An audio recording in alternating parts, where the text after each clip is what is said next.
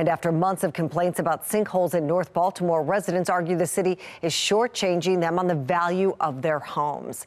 And we begin there. Fox 45 News learning the city made offers to some of the people who filed lawsuits after losing their homes. Rebecca Pryor looks into why the bottom line isn't matching their expectations. It's the day these residents have been desperate for. The city finally agreeing to reimburse them for their losses. But that excitement quickly fading once they saw the dollar amount being offered. I miss it a lot. I miss it a whole lot.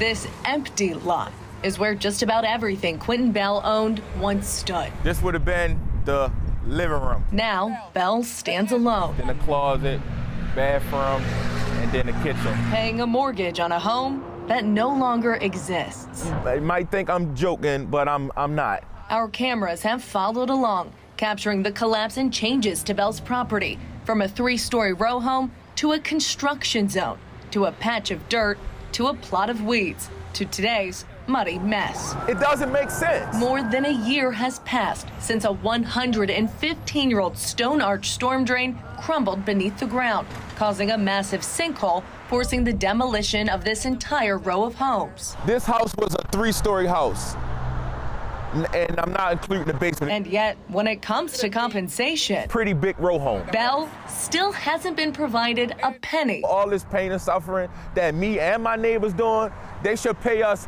whatever our house worth and plus more. Not from his insurance, who found the city's failing infrastructure at fault. That moment right there was one of the crushing moments out of the whole thing. And not from the city, who claimed residents should have given notice of the defect. Which we couldn't do because, I can't see through the ground. Out of options, Bell hiring a lawyer to sue the city, a lawsuit the city attempted to dismiss, then delay. We get a trial date that was postponed.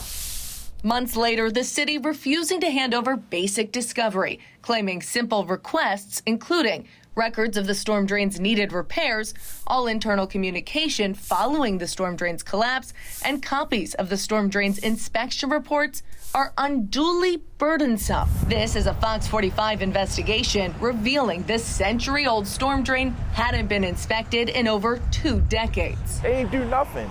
Just string us on, string us on, string us on. And now, what should be a welcome surprise, only adding insult to injury. It was just so low, it didn't even feel like an offer. The city appraising Bell's home at $120,000 and offering to reimburse him $90,000 for his losses, far less than Bell was expecting. My appraisal from my lawyer and the city appraisal is like this.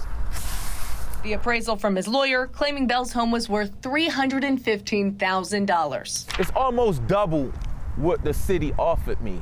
And it's just ridiculous. Feeling abandoned, shortchanged, and strung along. It don't compensate me at all. Bell has just one question for the city. How would they feel if they was in my shoes? And one warning for fellow residents. It could happen to anybody, and it could happen again. Rebecca Pryor. People should be worried.